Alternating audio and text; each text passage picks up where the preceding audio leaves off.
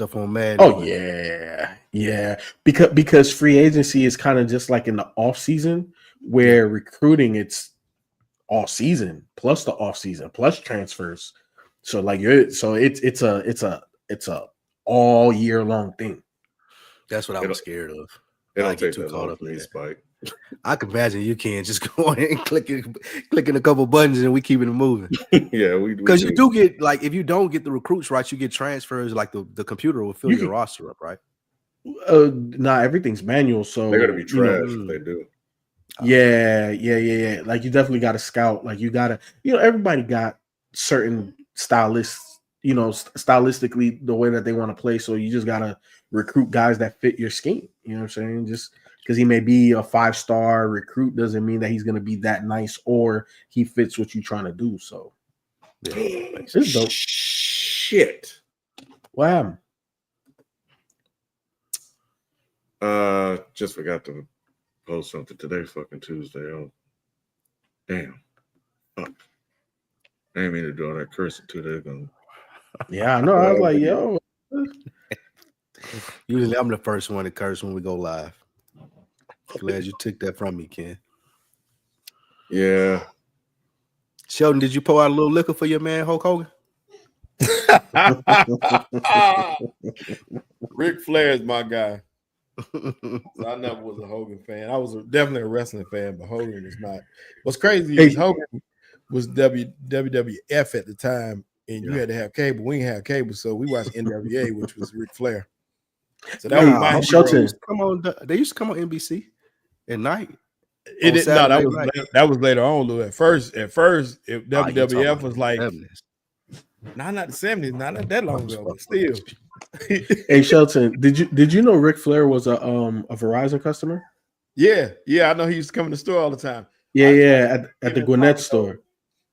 Yeah, he used to go to the Gwinnett store. One of the reps there named David Vasquez, that used to be his guy. Yeah, I met him a couple of times. Yeah, I met him a couple of times.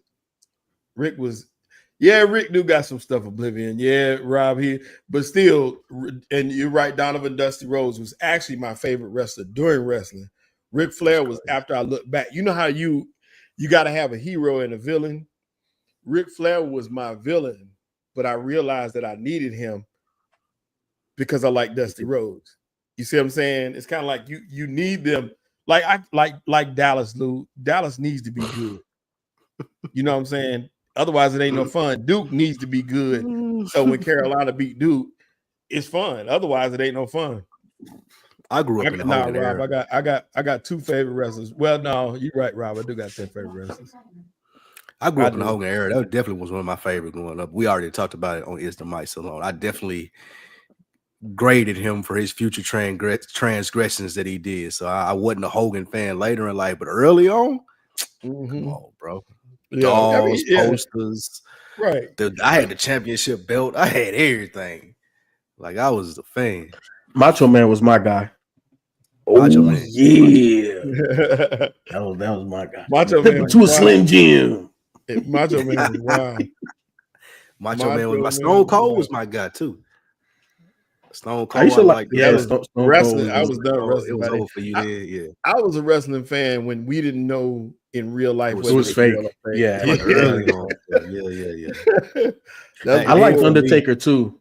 Undertaker for me was Undertaker, Demolition, $1 Million Man, Jake the Snake, Ravishing Rick Rude, like all of those dudes is what we talking about. Yeah. I like Ravishing Rick Rude. Oh, I met Diamond Dallas Page when I went to the PFL fights. Mm-hmm. Man, he was so cool to my son. Man, I was like, man, he talked to my son like for a long time about school. I was like, DDP, I was a fan then, but I was really a fan because he was really, you know how you genuinely show an interest in somebody. He was genuinely trying to ask him about school and giving him advice. I was like, that's dope because he didn't have to do that, you know. Yeah. So I was like, I'm a DDP fan now. Dope. But yeah, wrestling was it, man. It's crazy how big wrestling was. It was big. Like people don't understand. Like I know they talk about how big it is now, but like wrestling for me was like I used to tape it on Sundays, Wednesdays, whenever it came on. I used to tape it and watch it at the end of the week. Like I was a big wrestling fan. Somebody told me it was fake. Who was the Hispanic dude that always used to come out with all the chains with the Jerry curl? Razor Ramon. Yeah, Razor Ramon. He did the Chico. He did the little Chico thing. That was my boy. See, I was a fan during the Nikita Koloff, them days with the Russians, but they wasn't even really Russians. That's what was crazy. Oh, they used to wear the little hats and stuff. Yeah, I know exactly what you're talking about. Then they changed characters later on. Yeah. Oh, that's what it was. My brother always tell the story. He was like, the first time he realized it was like Santa Claus wasn't real for him because Nikita Koloff started talking regular. He was like, man, what's going on? He started talking regular. He was like, man, that just blew his whole childhood up. He was mad. Because if you was paying attention, they used to lie so much. Like they're like, I remember the big sumo wrestler, Yokozuna dude. Like he would be coming out or even Andre the Giant, like he'll be coming out there. They say he was like standing at 7'5", 779 pounds. You're like, bro, like what? He don't look that big. He big, but he ain't that big. Yeah. So yeah. Oh man. Yeah, wrestling used to be a thing. Hated it. You never watched wrestling, Ken? That makes sense though. It was against my will. Against your will. My great grandmother used to watch it, and I used to have to watch it, and I wanted to watch one of them things. Yeah. MASH was that thing for me. I used to want to watch something else. And like my grandparents used to always want to fucking watch MASH before they went to sleep. I hate when that theme song come on. It give me like still. Oh my god! Yeah, you can hear it. I hate it. I used to like MASH. You know what's interesting though? Like, I learned to like it, people. Me too. I didn't like it at first, but once I kind of like actually watched it, I was like, oh, okay, cool. It was actually cool. Yeah. I used to hate it, boy. Yeah, I never got into MASH. That's how Sanford and Son was for me, boy. I believe it or not, I thought Sanford and Son was because I wanted to see Good Times, but everybody watched Sanford and Son. I was like, man, later on. Like, this is the greatest show. I always mess with Sanford and Son. That's my top 5 sitcoms, easily. I every time I say this, I always get flack, especially from the Dead End crew. But I liked All in the Family. All in the Family was a necessary evil. They expected from me, FIFO, so I can say it like wholeheartedly. Like Archie Bunker, one of my favorite characters, bro. He was necessary evil. That's why when you got George Jefferson, that was the greatest thing ever because he was the answer. Oh my god! I was just looking at an episode where George Jefferson found out Lionel was dating a white girl, and Archie was there. Oh, well, Archie loved it. The funniest thing I've ever seen on All in the Family, though, is Archie got stuck down in the basement.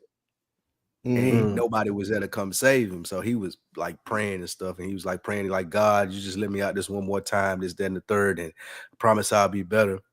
And a black dude was walking by and he said, Archie? But he asked God to speak to him if he heard the prayer. So the black dude walked by and said, Archie, he thought that God was saying his name and he was black. Man, his face, bro, when he thought God was black. That's some of the funniest shit I ever seen on TV right there. Man, you know another one. What's your favorite sitcom, FIFO, like of all? Martin and Fresh Prince. Those are my top 2. But I was just going through like Nick at Night because like this was around the age I don't know how old I was, but obviously I was young. But you know, I've always been one of those people that I can't fall asleep. Like, it always takes me a long time, so I leave the TV on. So I was watching all of these joints, but Mork and Mindy. With Robin Williams. Yep. I did that on Nick at Night with the I Love Lucy show. I Love Lucy. That's enough. But you know, I was always on I Love Lucy because you know Buddy was Cuban and he was like the first Cuban to like break in entertainment. So that was always big in my household. Yeah. You know, he over here lying. He just like I Love Lucy, nigga. That's all it was. No, hey, man, take your African funny, ass back to the motherland, bro. What you talking about? You know, I Love Lucy was funny, bro. Yeah, but you know the greatest sitcom was the Cosby Show. Regardless, bro, it's not. What? Fresh Prince is the greatest sitcom of all time. Nah. Cosby Show. Nah, better. Cosby's got that. Start to Cosby's finish up there. Start to finish. Fresh Well, Prince of got- Bel-Air. Fresh Fresh Prince Prince of of Bel-Air. Age is Martin like tops all of them. Martin tops all of Martin them. is Martin is the funniest. It's the funniest Cosby sitcom. Show. But the It's still the Cosby Show. Fresh Prince is ages like wine. Cosby Show age like milk. Nah, Nah, man, y'all not tripping. true. You tripping, Y'all man. young. Y'all Cosby too Show young. now, Well, man. Cosby Show got too many cultural moments. I'm mainly saying that because of what happened to Cosby himself. That's what Yeah, I'm that's talking it, about. though. Oh, yeah, we're not you talking about watching that. nigga, you watching a pervert for what 9 seasons? Are you kidding But me? we not- but- Come on, Well, kid. nah, man. You don't know what he was doing in the real during that time when he was We got helping nothing to do Theo. with that, bro. We ain't Exactly. got We're talking about the nothing to do with that. sitcom, bro. We're not about talking the real show. life. Yeah, The show. just the show. That's sick.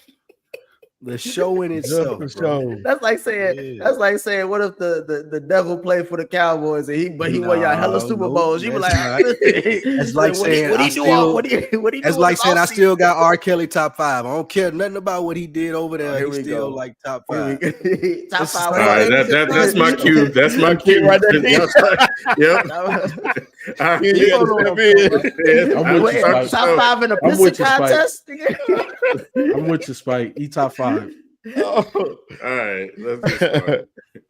This is the place where sports opinions collide. That is sports. I'm your host, Kenneth Beans. Joining me on the show, man, it's Spike, Shelton, Nick, and FIFO.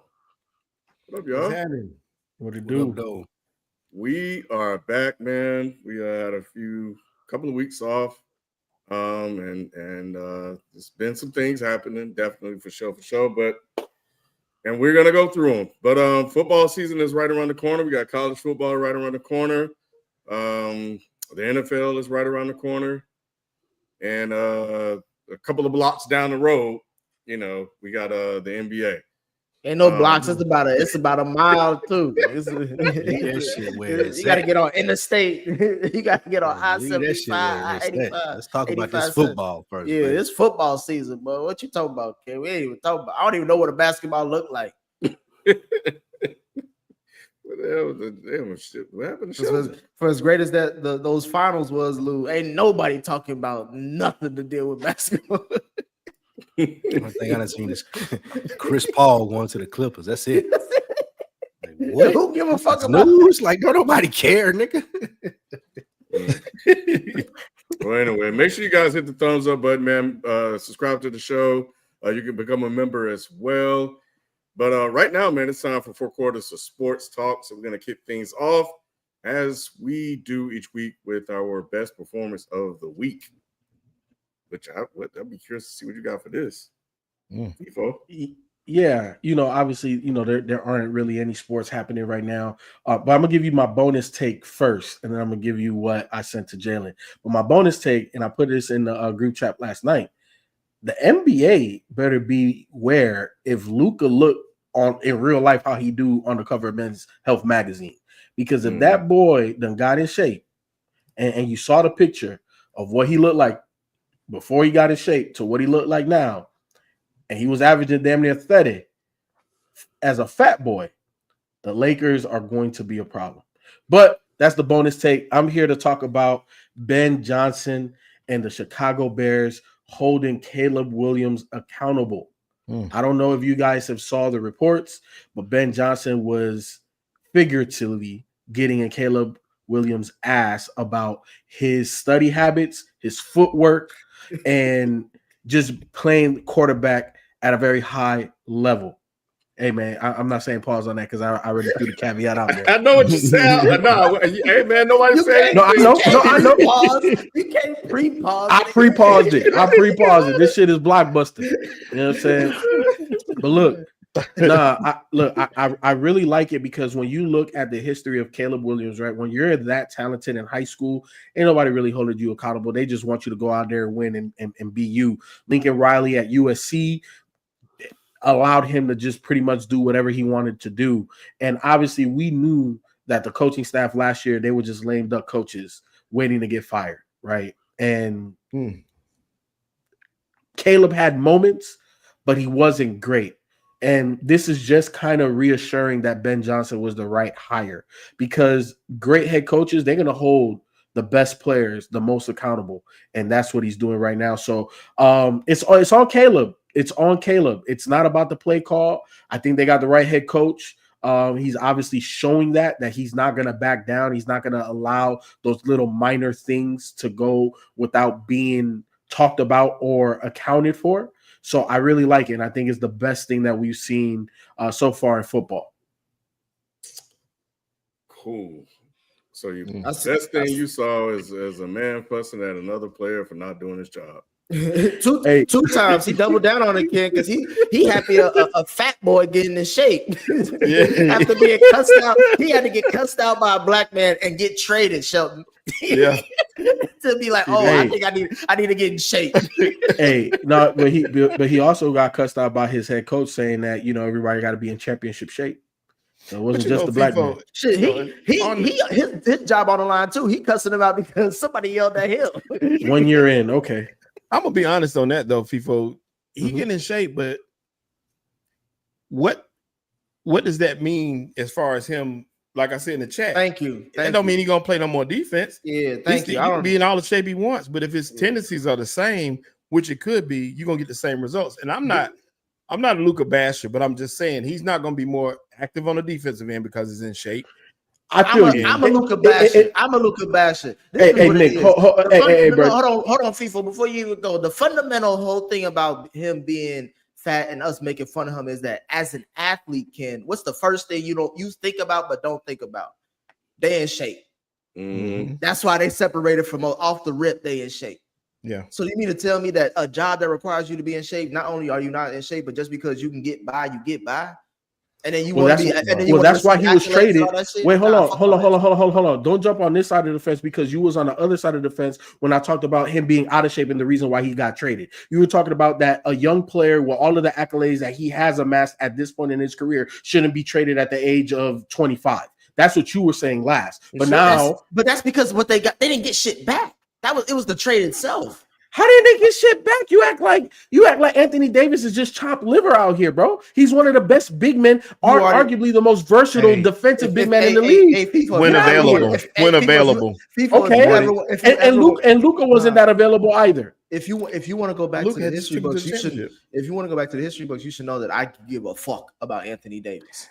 Look, man, I see what y'all are trying to do. I ain't gonna let y'all do it. It's NFL season. We're gonna go back to Caleb Williams. Y'all trying to get this back. Wait, hold on. Pushing the narrative in the chat. Y'all trying to get this back. No. Caleb Williams. And I agree with you, FIFO. Hold on. I agree with you, FIFO. Ben Johnson has leverage right now over Caleb Williams. Caleb Williams don't usually be in situations like this where he doesn't have the leverage. I'm Ben Johnson. I'm the new coach. I'm the shiny new toy. It's not you anymore. I can get in your face. I can make you perform how I expect you to perform or respond to how I'm gonna get at you if you're not performing that way. I love to pick what you said about Ben Johnson. Only because it is, Lou. It's only because it is.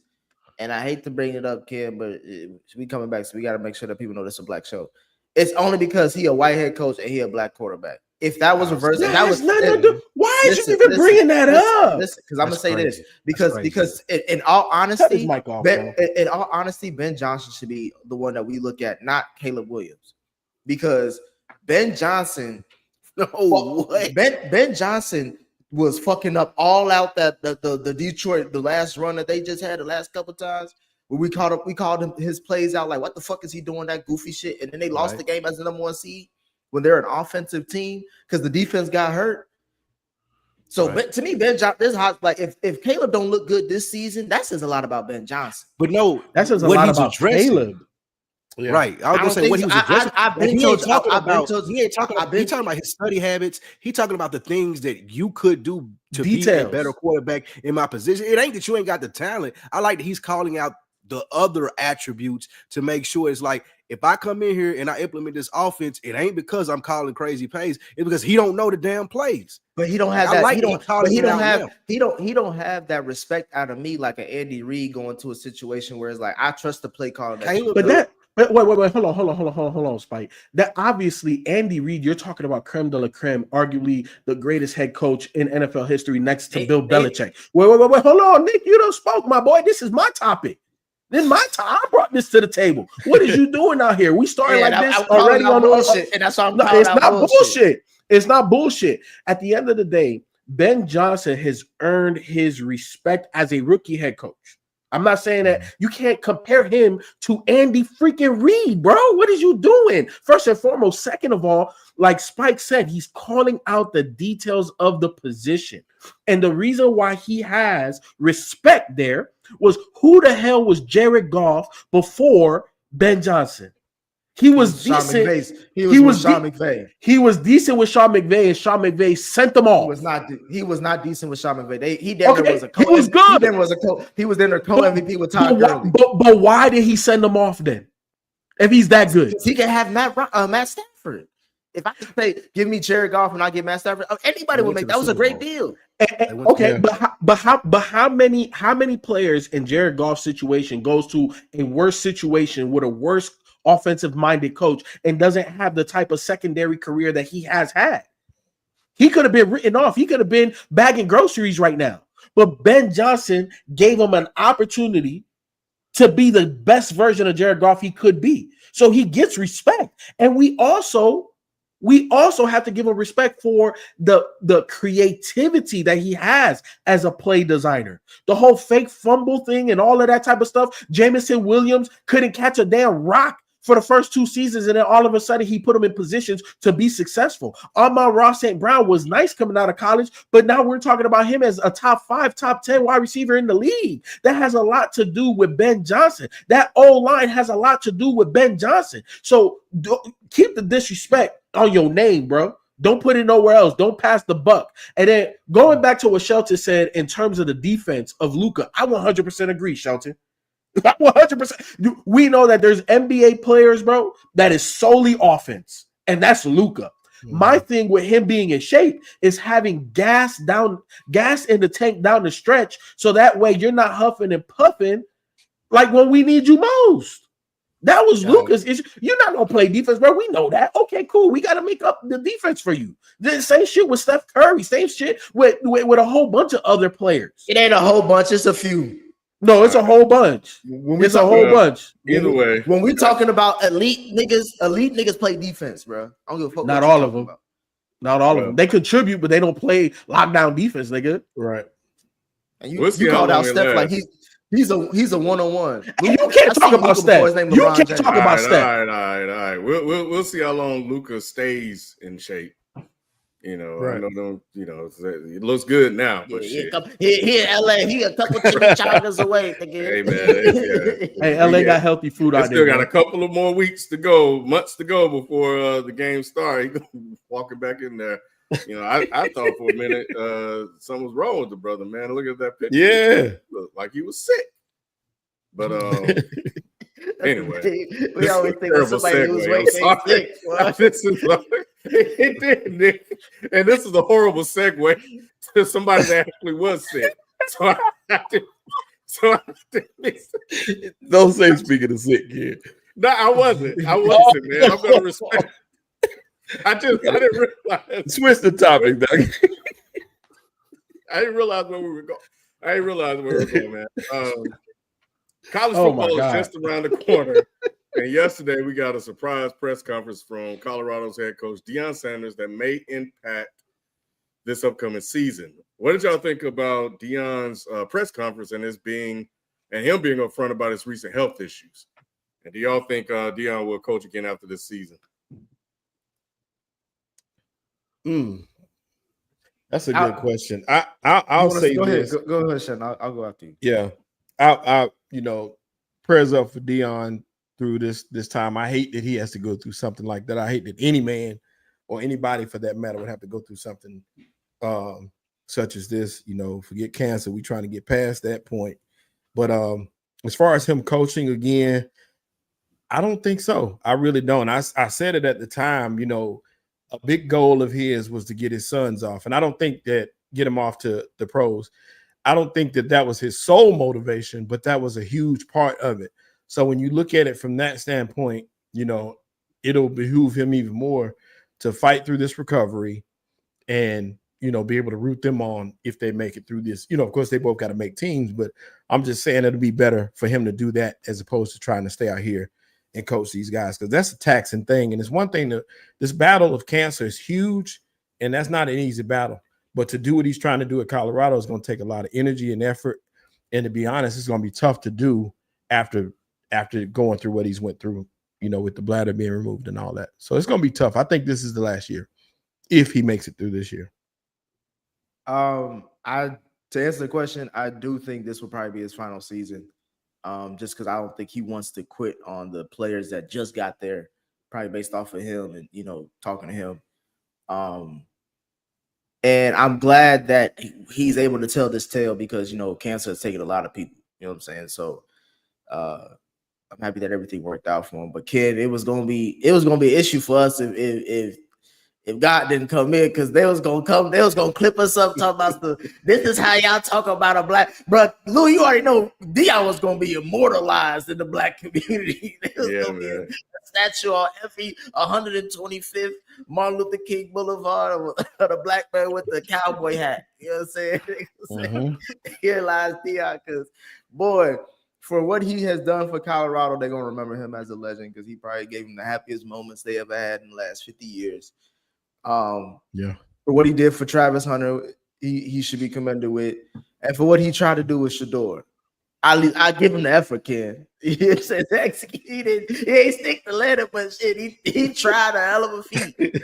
But I'm glad he pushed through because now we can move forward with context now. You know what I'm saying? Like, I know things are still kind of like of course, you pray for him and hope that this doesn't come back or anything, but if things did go a different way, niggas was gonna gas up his time at Colorado, bro. And we was gonna, me and Kale have to be the only niggas in the Leroy's in the room. And like, you just had to be there to see what see what we saw to understand. Like, granted, again, you don't talk ill about people in that situation, but yeah, they was gonna immortalize this nigga. That's why I was like, bro, all right, I'm glad he pushed through. Making jokes at the press conference is bullshit. They still gonna immortalize him, man. Like, it ain't. I don't think a lot has changed as far as he's not gonna coach as long. I agree with what you said, Nick. What you said, Sheldon. He probably won't this year, maybe next year if he sees a reason to do so. But I would see him taking more time to just enjoy what he's built in his life. And like, he turned Colorado around, Nick, Ken. Like, regardless of what y'all say, well, he only won these many games, and there's no relevant bowl game that has been won. Still, nobody talked about Colorado like they are now before Deion got there since the 90s, 35 years ago. So I think that we can still give him his flowers for coming in and being the impactful coach that he was, even though it wasn't winning a national championship or things of that nature, but it was showing that I could be this extraordinary player, had his dynamic attitude and personality, and that can translate to building a solid college football program. It just so happened that I got sick and I need to step away from it, which we thinking that he's going to do in the next year or so, that he wasn't able to build it out like he really wanted the chance to do so. But I don't think this takes anything against his legacy, and we don't need Nick or Ken to come and revisionalize history and say, remember, he wasn't that good his first year. Like, he still turned it around and did his thing. Yeah, I agree with you, Spike. But I will say this, right? Like, we know Deion as a fighter, survivor. Everywhere and anything he touches is literally gold. You know what I'm saying? And I feel that if he loves coaching as much as he says that he loves coaching, and he could figure out, removing your bladder, that's a big feat, right? Like that's a lot of things that you have to manage personally. So if he figures that out, I could see him still coaching. You know what I'm saying? Like, I could really see him still coaching because I don't think it's worth it to him. I think it's worth it. I think he loves it. I'm gonna take the man at his word, and you know what I'm saying. I could see it going both ways. I could see him, coaching this year, maybe next year, and calling it quits. I could see him still going through it. This man came back from retirement without a big toe to go play for the Ravens. This is not beyond Deion doing the extraordinary. He was already extraordinary, 100% healthy, and he's had multiple things and situations and health ailments, that he's overcome and still did the unthinkable. So I'm not going to put it past him to do it in this situation as well. You know, I do think that part of the fervor, I agree with you, Shelton, was getting his sons into the NFL, which he already did. He accomplished. I think that was the biggest goal for himself personally as a father, not even as a football coach. He already got that, you know. So if he goes away, I feel it. But at the same time, we got to look at his history. He always comes back and does things bigger than what you thought that was possible. So I wouldn't put it past him to still coach.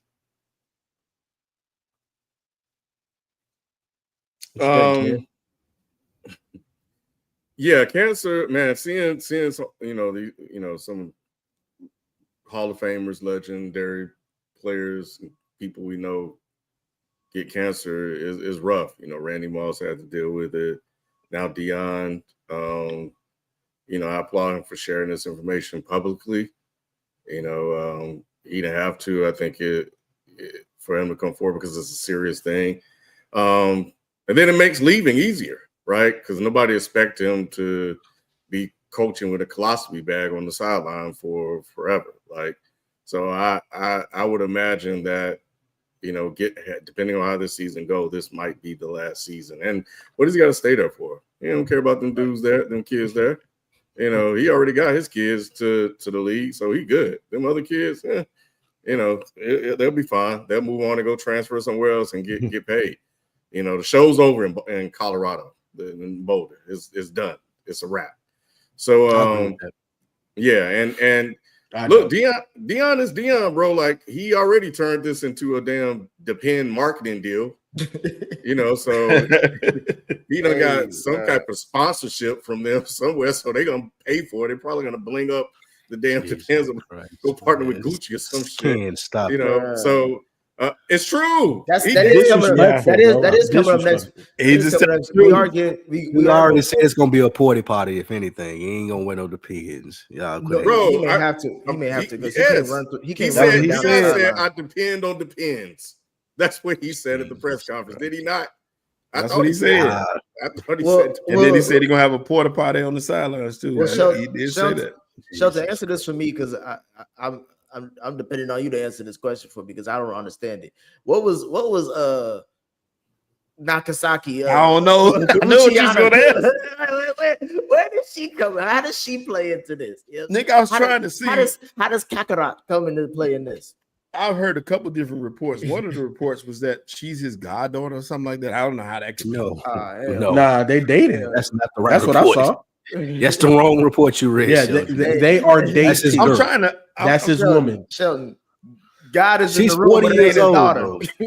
God is in the room with his daughter. She's 40 years old though. Like, what's the problem? What do you mean she's 40? Karuchi 40? Yeah. Look up her age. That's they woman. She ain't no. Yeah, she not can't like say some he young is. shit. Oh yeah, Luke talk about her. Luke talk about her like when the when the bananas get real brown and shit. 37. You can still eat it. Just peel the edges off. When you see the brown shit of the banana, you cut that motherfucker off. When you see Luke, that, I'm just 37, Luke. That piece of mold on the bread, you slice that off. People were trying to act like she was 23 years old or 24. Like, bro, 40 and whatever Deion age is about right. She 37, Deion 57. Okay, all right, that's cool. Damn, you rounding up like that, Lou? Shit. Yeah, 3 years, 40. 3 years, 40 heavy, 57. 3 years is a heavy roundup. Bro. If you 49 and you 50, Nick, that's if a you roundup. rich, you telling me you can't get a 40-year-old woman when you're 57 years old? No, you can. I'm just That's wondering crazy. why He could have got a 27. I'm not. He could have went I'm younger not than that. worried. Really? I'm not worried about the age. I'm worried about the person. Why was she in the video crying like that? Yeah, because that's his woman. How long have they been dating? Why is that an issue? It's not an issue. It's just like, when did this happen? No one knew nothing. It ain't none of y'all business. Exactly. It ain't none of She y'all put it out there business now. happened. She basically First of all, dated. Y'all just so happen to know her. That could have been any random 40-year-old woman, just Spike, beautiful sitting right there. I honestly didn't care. I just saw people mentioning Karuchi this, Karuchi that, et cetera, et cetera. So, and it became like the thing that people kept talking about. That became damn near the thing, the way it was about Deion. It was Deion and the cancer, and then it was Karuchi and right by his side. Like I said, like it's just interesting that she's still there with him. She's dating 3/5 of a man. I'm just curious. Sick or not, man. I'm still pulling holes, man. That's another testament to Deion's career. I thought it I'm was here gonna with be cancer about to die. I'm pulling Carucci. Chris Brown was at his peak, and he could pull her. I'm pulling on the deathbed, nigga. Come on, bro. I thought it was gonna be Roxy though. Now show Lou over here going against his own thing. You talking about a 40-year-old broad, right? you ain't talking about somebody that's off the lot, nigga. Hey, bro. That shows the people he could get that 40-year-old Carucci on my deathbed, bro. Lou warranty up on that one, I think too. So you be good. You on your deathbed though. Come on. Chris Brown was at his peak when he pulled that. He said he was staring life in the face, which is good. Look, I lost my dad to cancer, so I know the shit is real.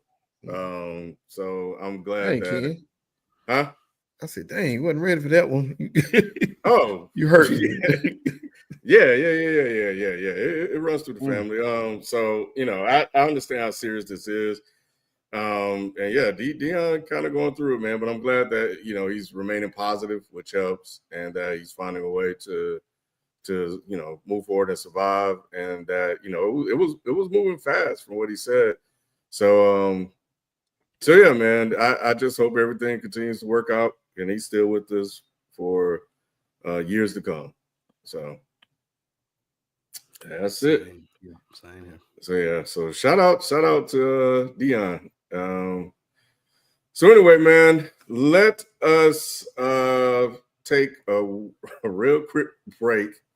And we'll be back right after this. If you're looking for real conversations and motivations to be your best, then you have to check out Another Week in the Books. Another Week in the Books with Spike, Lou, and Rich is your go-to podcast for growth and community.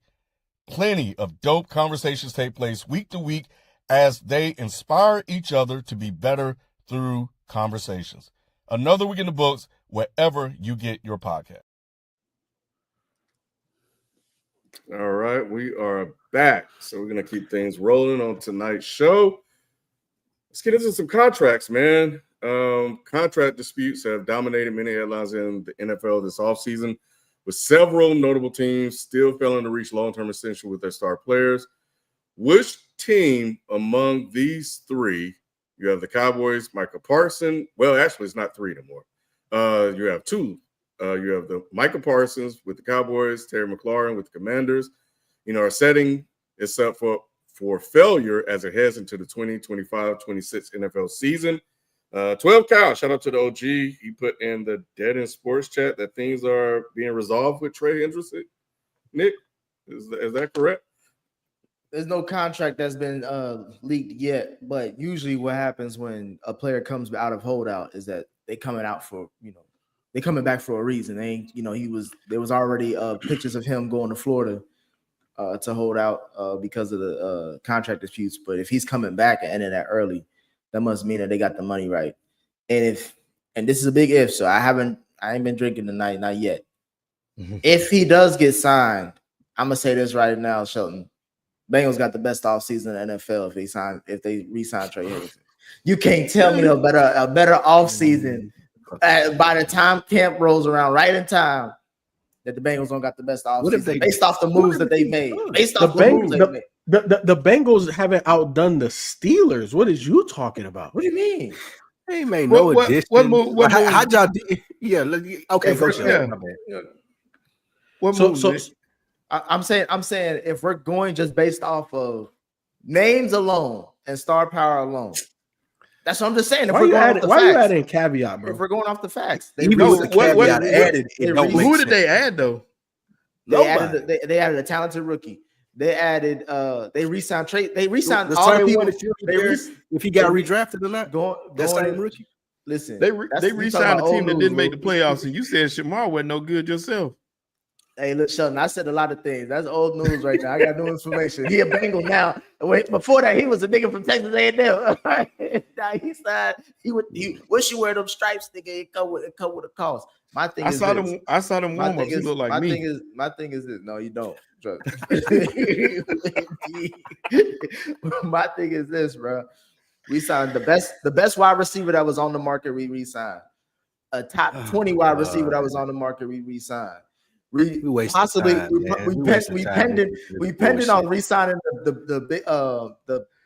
the best edge rusher of the last You 2 years. re-signed the same team that didn't make the playoffs, and they drafted while he's a project, maybe one of the most talented edge rushers that coming out the draft. Now he one of the most talented. Yeah. A couple weeks ago, I could give a fuck. Hey, look, the same team that made the playoffs last year. Fuck is happening right now? And it was Shelton. I love that you keep bringing it up because it was a legit miracle. God wanted the who won the Super Bowl last year? Yeah, God wanted the Philadelphia Eagles to win because the fact that the Bengals didn't make it was a miracle. That was it. all those games, and the scenario that played out to get them kicked out of the playoffs was all goofy, bro. If the Chiefs played that game like for real, they would have won. Who's gonna hit Nick with the reality smack? Thank you, Ken. Thank you, or Jaylen or whoever muted him because bro, you need to take the red pill, bro. You need to take the red pill, bro. Yeah. Because like, what the hell is you talking about? Look, I said that I do like the fact that they signed Jamar Chase. I do like the fact that they gave T. Higgins a fucked up ass contract, but it is what it is. He signed it and he's there. If he signed it, it ain't fucked up. You know it's fucked up. It's fucked Stay up. on mute, nigga. Respect the muter, nigga. Stay on mute. It's fucked up. They didn't get Trey Hendrickson's contract right. They reached for another defensive end, and they didn't do anything else on that defense that we know was the root cause of them not being able to go to the playoffs. You're talking about a Super Bowl. They needed to get to the playoffs first, Nick. You know how many 30-point games them boys gave up? Look, at the end of the day, I like what the Bengals have done because they satisfied the quarterback, and the quarterback is a top 5 in the league. So if he's happy, you have a good team. Is it a great team? It is a Super Bowl team? I don't know because that other side of the ball is sparse. You know what I'm saying? But there's other teams like the Steelers. Now, I'm not saying that the Steelers are going to be better than the Bengals because Joe Burrow is definitely better than this version of Aaron Rodgers. But you look at what they were able to do a season removed from, Russell Wilson and Justin Fields. Like, they had a question at quarterback. They obviously don't this season, even though it may be for 1 year, maybe 2 years, how the GM is talking. But then even though Minka and Jaylen we talked about that. It's a little weird. But you look at the other additions. They got the cornerback. I know he's older, but they got a cornerback from the Eagles. Darius Slay. You know what I'm saying? Jalen Ramsey still got gas in the tank, and they're talking about potentially him playing safety. You know what I'm saying? But he could be a rover. He could be like Tyrann Mathieu for that defense, right? Like, we've seen him play all over the field. He's still a playmaker in this league. You know what I'm saying? A bit too aggressive at times. But I like what the Steelers' additions have done. They went and got DK Metcalf, which is a true number 1 wide receiver. Does he run the full route tree? No. But they've done more, you know what I'm saying, than the Bengals, Nick. You talking about a bunch of fucks. DK Metcalf is not a who the fuck. What is you talking about? Any thoughts You just said that any thoughts on the other two teams that? Well, hold on. I want to say one thing. I'm gonna get to FIFA just talked about DK Metcalf being a one-trick pony and talking about why would anyone not want a one-trick pony? I said he's the typical number. He has everything that you want that a number 1 wide receiver should be, except route running. He can route run. He just only got about maybe 3. What was you saying? Trouble. Yeah, for me, I look at all these guys are actually at camp. And Micah Parsons now, which is unfortunate for him. McLaurin just showed up today, though. Yeah. Today was his first day. But Micah Parsons, because he showed up, he cannot step away for longer than 5 days, or they put him on the retired list. He can't leave camp and hold out. Retired? Yes, because he showed up to camp and came to camp. He can't leave. Unlike something like if he didn't show up at all, then this year would have rolled. But because he showed up now, if he leaves camp, he's on the retired list, which means Dallas retains his rights. So technically, he can't sit out. So he put himself in a pickle by showing up to camp, being a team guy.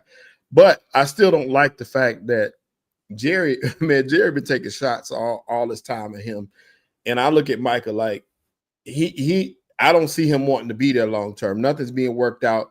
And the fact that Jerry threw another dig at him saying, they cheered louder for CD last year than they did for Micah this year.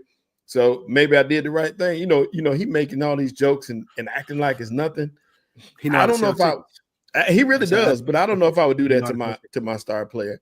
But I think why he can do that. He can do that to his star player because he gonna pay him. Yeah, I'm gonna pay him his money. Like none of this shit gonna matter in 2 weeks when I make him the highest paid player that's not a quarterback in the NFL. So Michael can get mad all he wants to, and again, I'm not taking up for Jerry at all. I think it's a very dumb approach to like have this interaction with players in the media, but he probably had conversations with them too because he trying to sell football. He what's the circus dude name? The real Barnstein, whatever. Like he the famous circus dude. Yeah, that's what he is. That's all he's focused about. Yeah. Micah Parsons is going to get his money. If I would worry anywhere, it would be a Washington fan. I don't know if McLaurin is going to get his money. They just signed another wide receiver. Yeah. And they're trying to count him as a number one wide receiver. He just showed up today, so he wouldn't get fined again on some Marshawn Lynch shit. If I was worried about anybody, it would be McLaurin getting signed and not getting traded if I was a Redskin fan. Me as a Cowboys fan, I know Parsons is going to get signed. Like, nobody would admit it. Nobody would admit it. I'm sorry. As a Cowboys fan, I know Micah going to get his money. I know Jared just talking shit. He pay people every year. The downside of that being a fan is he could pay him earlier and we could get more people to help right there with Mozzie Smith at defensive tackle and not be able to be a fucking floodgate to be open and hope Parsons can take care of that. But we don't do that. We sign our people late. We did it with CD. We did it with Dak.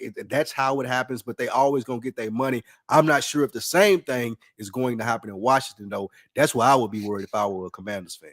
Terry McLaurin is asking for crazy money. Who was the receiver that just got paid? Somebody with equal stats just got paid about 20-something million, and he's asking for north of 33. I can't remember who it is. I'm gonna have to look it up. Was it DK? But I think it was DK. Somebody just got paid a salary that's equivalent to where Terry is, but he's asking for a lot of money. Garrett Wilson? Was it Garrett Wilson? No, it wasn't Garrett Wilson. But whoever, I'm gonna find out who it was, but they're far apart. While you finding out the Redskins, they just signed Cortland Sutton, and he just got paid. No, so, he signed with Denver, didn't he? No, Cortland Sutton plays for the Redskins now. No, he said he plays for Denver. Denver extended him. Yeah, Denver extended him. It's the Commanders, nigga. Hey, yeah, he's still with Denver. Lou, boy, ready for football. Yeah, the Broncos signed him to a $92 million extension. But okay. Sutton is it Sutton? Either way, I'm with Lou on that as far as like the Commanders definitely need to sign Scary Terry. He was the security blanket for Jaden Daniels. As you know what I'm saying, he's an Ohio State alum, so that's wide receiver U. So he finally had a quarterback that can get him the ball, and you see what he could do. I think he led the league in something, or he was top 3 in damn near all the categories of a wide receiver, because I had him on fantasy and he was a dog when he was in there. So I think I just need to give him his money. It's just like pay up. It's the same thing like with Dallas, like Lou said, like they're gonna pay him. It's just that they got a goofy way of doing it. Mr. White Man gotta prove that he owned these niggas, so that's why he gotta do the whole dog and pony show. And with the Commanders, though, they arguably are the only team the Eagles could fear on the NFC. What? Because like if you're talking, because me, I was talking about if the Bengals defense gets like even mediocre, they probably going to the Super Bowl. Imagine if the Commanders got a good defense with Jaden Daniels and Debo and Scary Terry and the two decent running backs that they got. The coach is an idiot. Dan Quinn know how to get you to a Super Bowl though. The coach, he's an idiot. He's proven that he can get you to a Super Bowl. Nah, I ain't gonna say it now. I'll wait till we do our predictions. But yeah, their coach is an idiot. I don't have no belief in the Commanders. Which one, Kingsbury or the head coach, Dan Quinn? Kingsbury and Dan Quinn. Like they don't have a coaching staff. You hating now? They don't have They have generational talent at the quarterback, but they don't have the coaching staff to continue to compete with. They just went to the NFC title game, bro. What are you talking about? They don't have they have generational talent at quarterback. That's why they went to the NFC title game. It was the first year that NFL teams have seen. They had a good scheme too, They will not be able to compete with the rest of the coaching staffs in the NFC East. Promise you that. Who's better? Who's got a better coaching staff? All three of them outside of Philly and the they're NFC the worst East. coaching staff in the NFC East. You're insane. They're the worst coaching staff in the NFC. You're East. insane, bro. So I'm a Giants. Dallas' coaching staff is better. Yeah, Dallas is last. Absolutely. First of all, Dallas is last. Then it's the Giants. We're more talented than them. Then is like Dallas, that's what's going to come to play. We're more talented than the Redskins. I mean, excuse me. He just can't help himself, boy. Bro. We're more talented than the Commanders. Ken, what you and no, Sirianni not a good coach, but Eagles got a good coaching staff. Ken, what you think? I'm trying to figure out what's going on with Spike. You on that Trump train too, bro?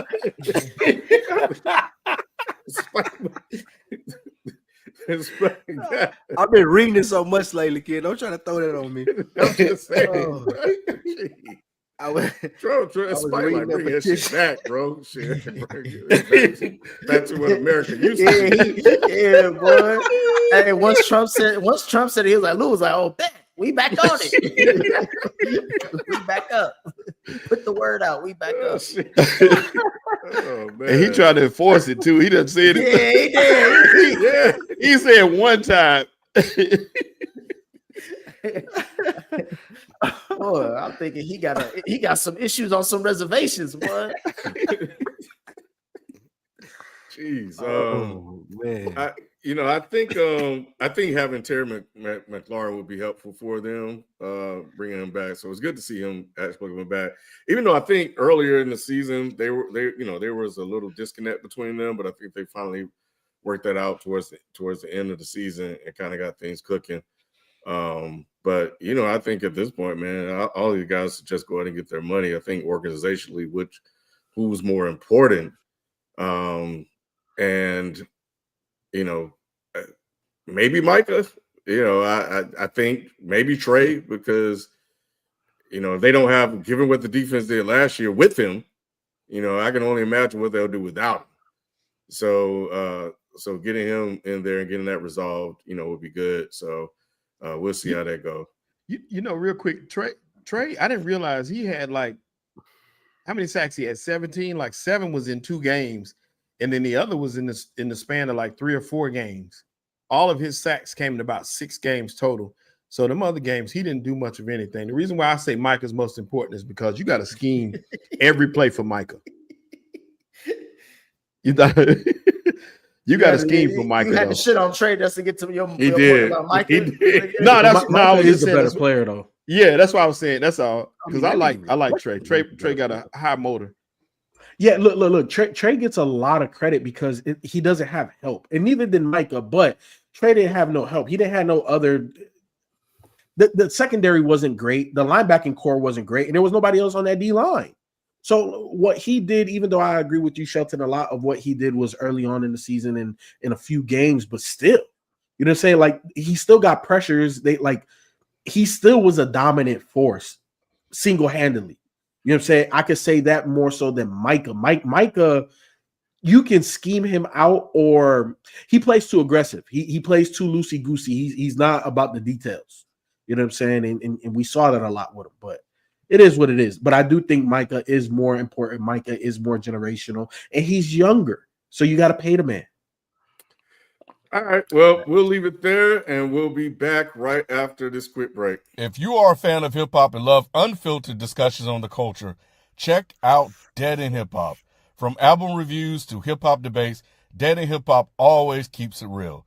Go to youtube.com/Dead in Hip Hop and search for Dead in Hip Hop or DEHH to subscribe now. Dead in Hip Hop, no politics, no BS.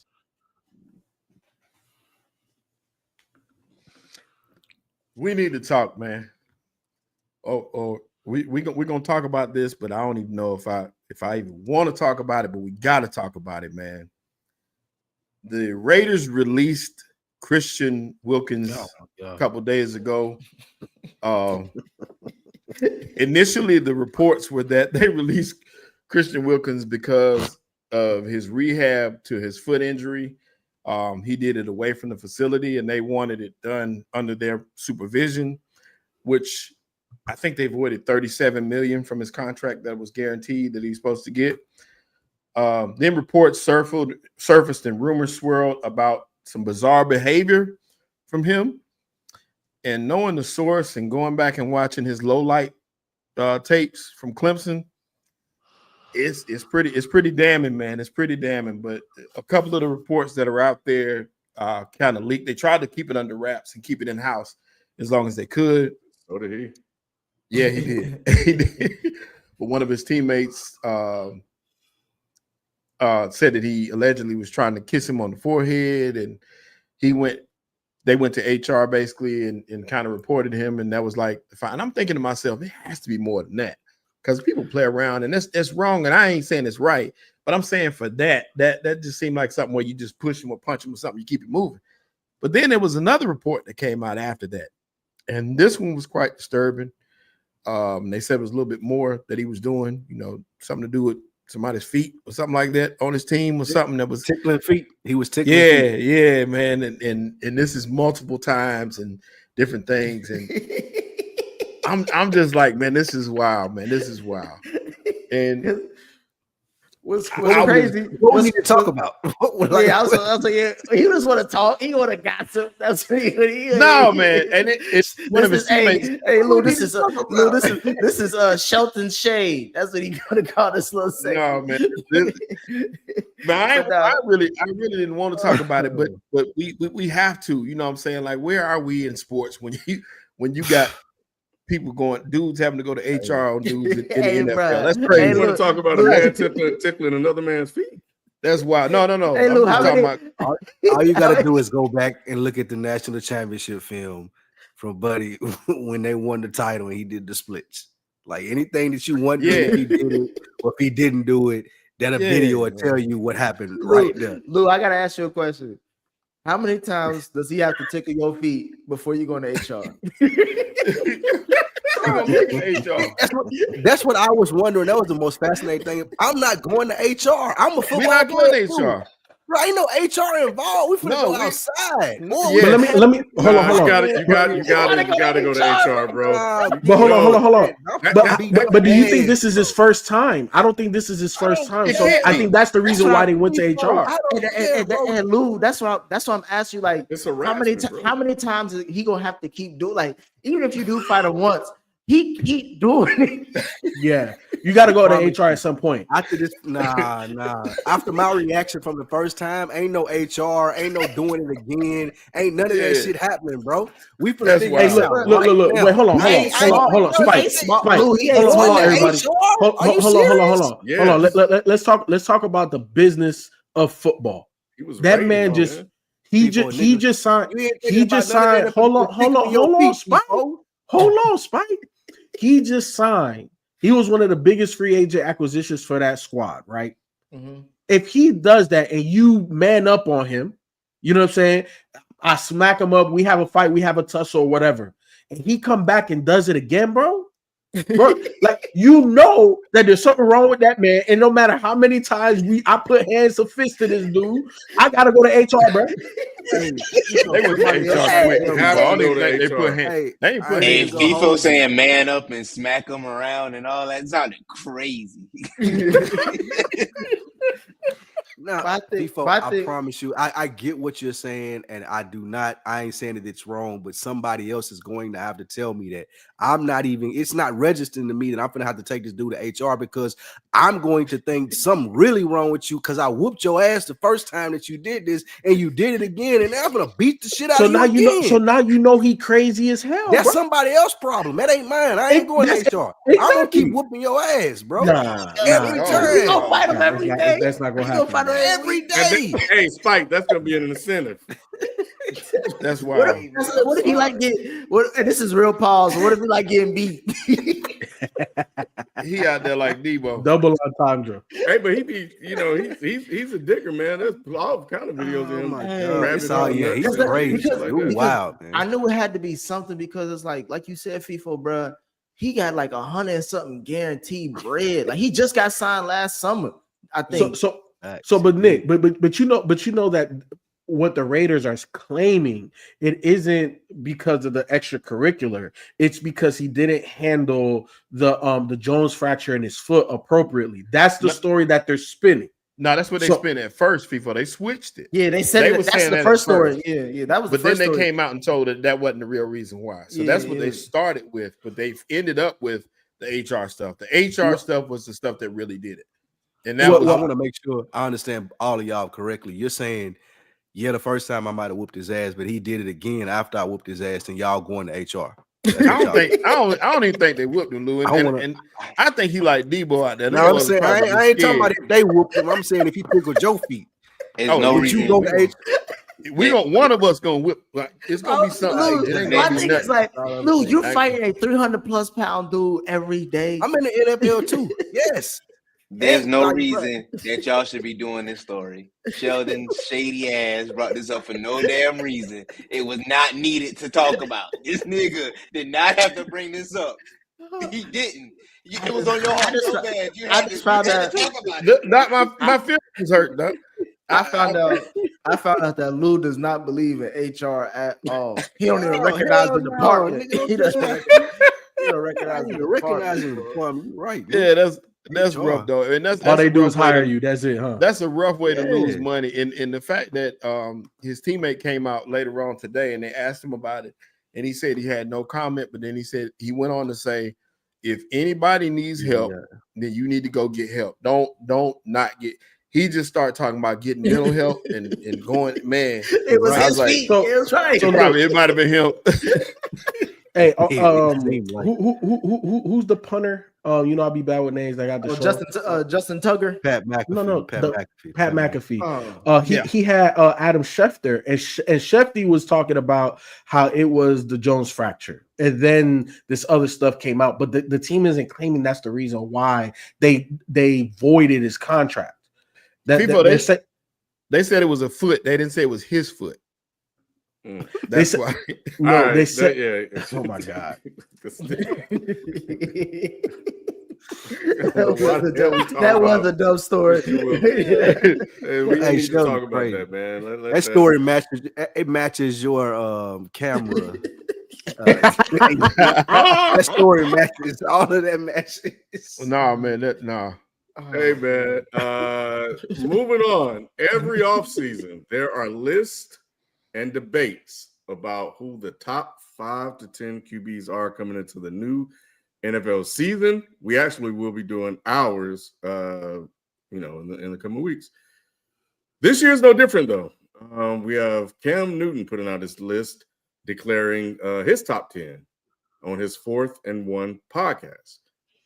His list in order from 10 to 1 is Baker Mayfield, Justin Herbert, CJ Stroud, Jaden Daniels, Jared Goff, Matt Stafford, Joe Burrow, Patrick Mahomes, Lamar Jackson, and Josh Allen. Do y'all agree with this list, and who should be taken off and replaced? I think it's fair to put Baker there. You look at Baker's numbers and what he's been able to do with the Bucs. I could justify top 10. What about Jalen? Obviously Jaylen Hurts should be in the top 10. I'm trying to pull up the list so I can see who I feel should be taken off. Sheldon, I want to hear your thoughts on it. I guess you don't give a fuck about Cam. I mean, Cam is one of my favorite players of all time, as you know. Here you go. That was my guy. Well, it was. I mean, at the time in Carolina, we had nothing. Say what you want to say. Going. Don't give us I no love caveat. Cam as a player.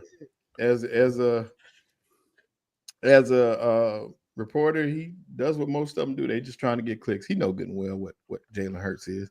I think that he's mad at Jalen because Jalen said to him he can relate to him in that losing that Super Bowl, except for the crying part. Jalen kind of took a shot at him, so this is his shot back. To be honest. Because looking at the list, right? You know. Justin Herbert has no business being in the top 10. And like if we're talking top 10 talented that hasn't done shit, yes, Justin Herbert should be there. But he hasn't done nothing. So you got to take him out. You don't He's think the classic quarterback, like from playing the positions from a skill standpoint, than Jalen Hurts? No, because he doesn't win any games. He doesn't win any games. I'm not talking about winning games.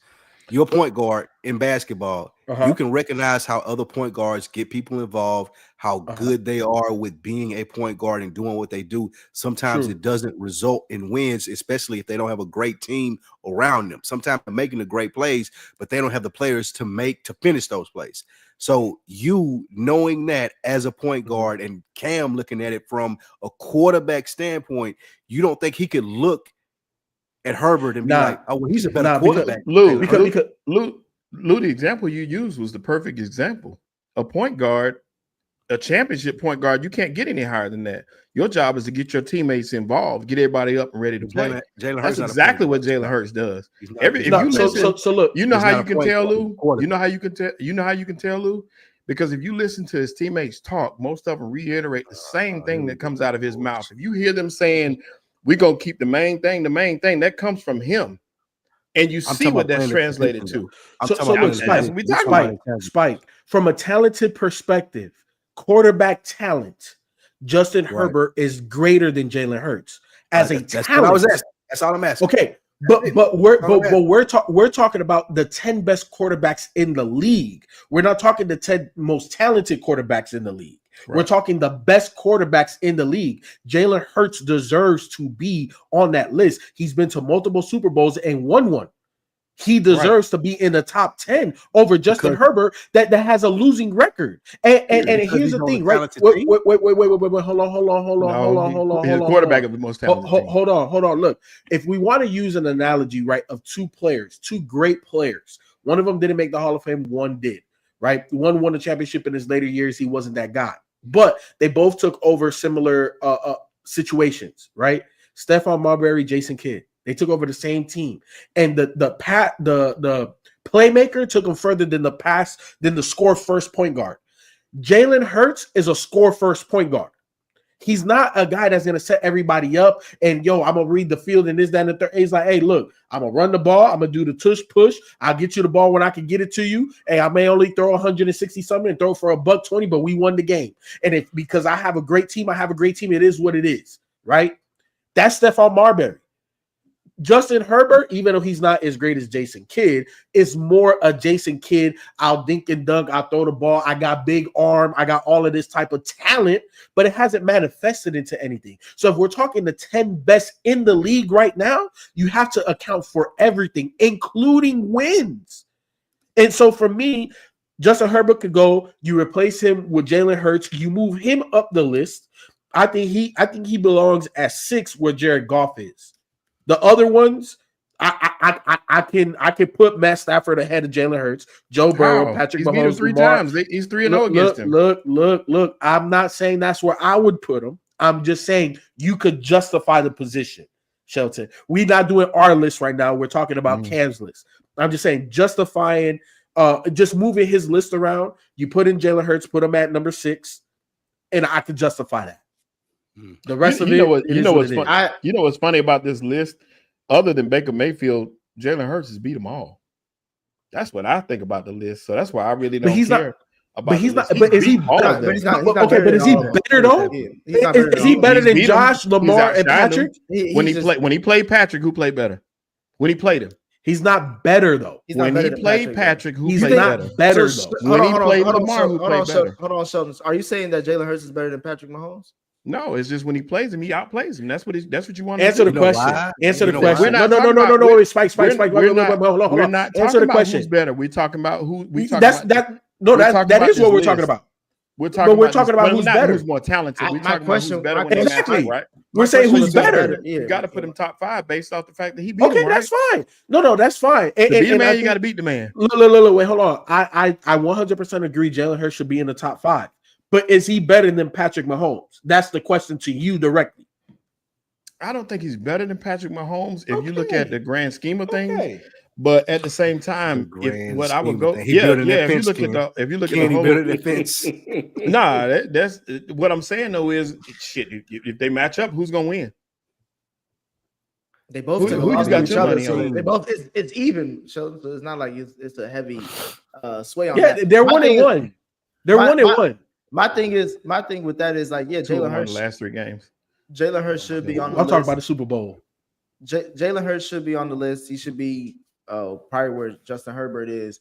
My thing was the most egregious part is that he got Patrick Mahomes as 3 and Josh Allen at 1. That's nuts. That's what a lot of people, I'm seeing that a lot lately, where people are putting Josh Yeah, Allen they at just the top of these lists. And if you're gonna put anybody up there, it's got to be either Patrick or it's Patrick to me. But the only person you could justify putting up there is Lamar Jackson. Lamar Jackson is a do-it-all quarterback. If you're gonna hold anything against him, it's the fact that he ain't getting past Patrick Mahomes. So you can't. It's hard to put him above Josh Patrick Allen at either, any though. list. Oh, Josh Allen. That's what I'm saying. He's not in the question. I'm just talking about the two. No, I'm saying like Lamar can't get past Josh Allen. He lost to him twice in the playoffs now. Oh, like Lamar, he can't get past Josh Allen. I think in the sense of this list, Cam plays similar to Josh Allen. So I think he gives that a lot more credit than he does a Lamar Jackson or he does a Patrick Mahomes. I don't think that's right, but I think that's why he has him listed number 1 on this list. Also, I do like, you have to give him a certain amount of credit too for playing the quarterback position, going 15-1 and winning that MVP and saying, I'm looking at Jalen Hurts and this ain't that. Like, he plays on a really good team. They have a lot of weapons. The scheme is great. It fits what he's supposed to do.